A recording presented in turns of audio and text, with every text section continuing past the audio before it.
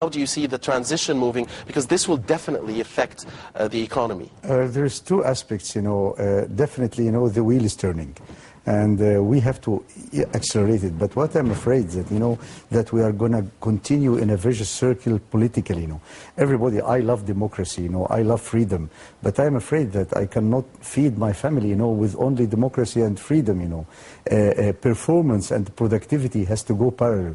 Because look at the country's economy, what will be a value of a freedom and democracy if at the end of the day, our trade balance is very negative, if at the end of the day we cannot be able, to feed and to produce and to export and to fund and support our people, I'm afraid that very soon we are going to lose the freedom and we are going to lose the democracy, So I would say, and the advice I give to Egypt, or I mean to all my colleagues and my friends, sons and brothers, and fathers, that they have to be patient, They cannot solve problems of 30, 40, 50 years, over the night. Nowadays we are on the right track. What's going on in Egypt now, really, it's something very interesting and very positive, But you are changing a system. We are changing a culture, So give them a chance, Actually, everybody will be, is going to support them politically, We are so proud with what's going on.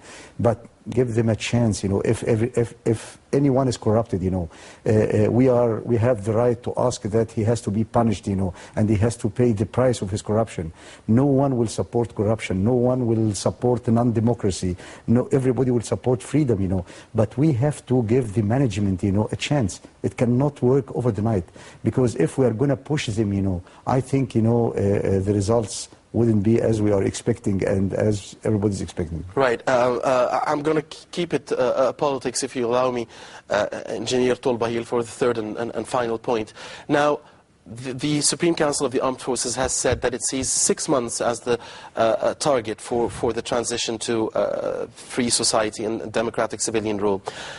We are hearing voices now asking for that period to be extended.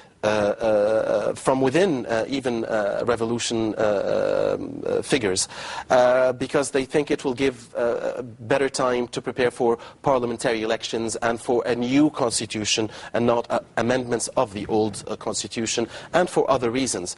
At the same time, there are other calls who are asking for the presidential elections to take place before the parliamentary elections.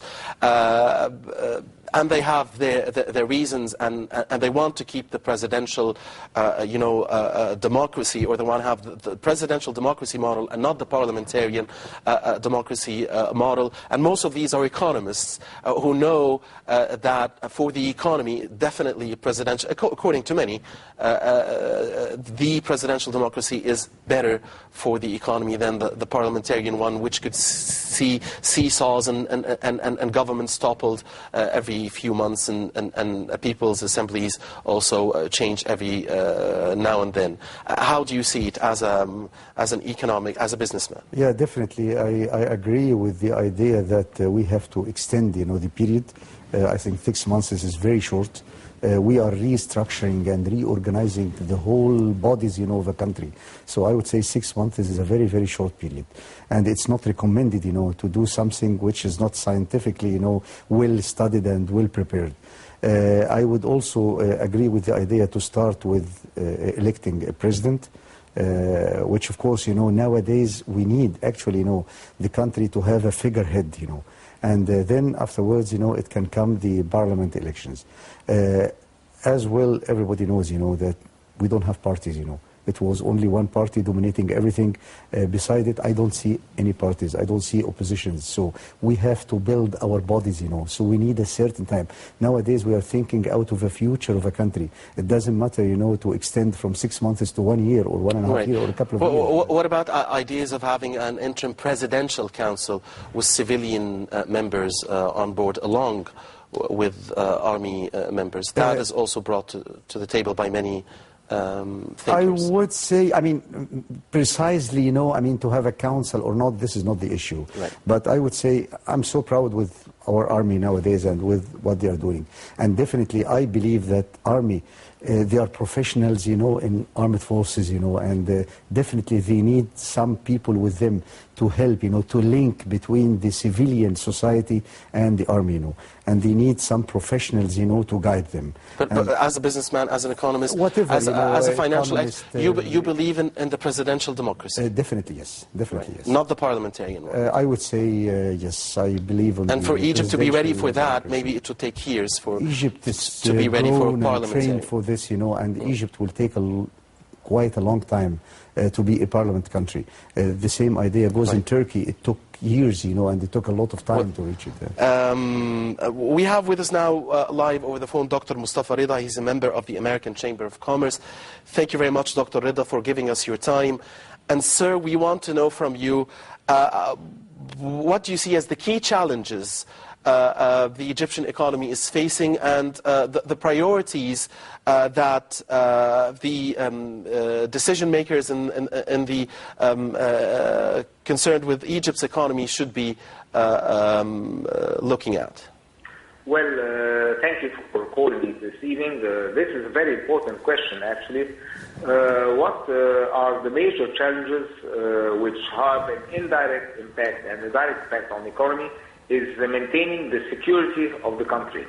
Without having this security internally, with all these hassles, with all these protests we have, no, I do not expect that any Egyptian or foreigner would come and invest in Egypt. This is the first issue that we have to all concentrate on, and this is not the responsibility of the government. Actually, it's the responsibility of every Egyptian, every one in our country. He has to support this. We have to support the police. We have to give them.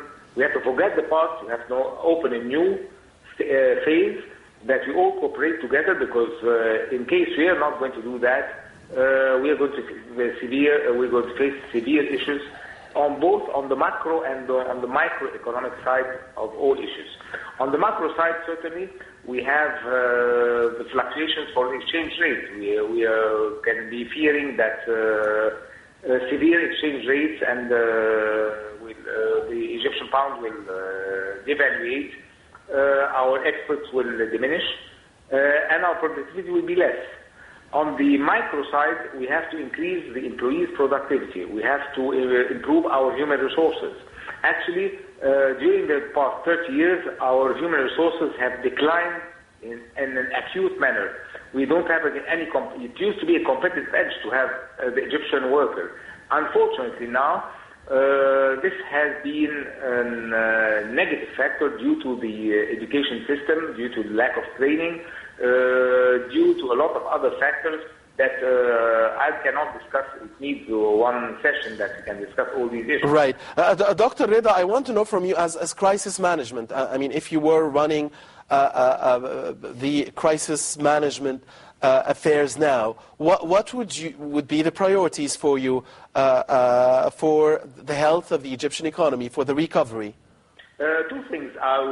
First thing, as an economist, I would like to see the essential factor, which is trying to match the wages with the prices in the market. You see, a lot of Egyptians are suffering low wages, and others are getting very, very high wages.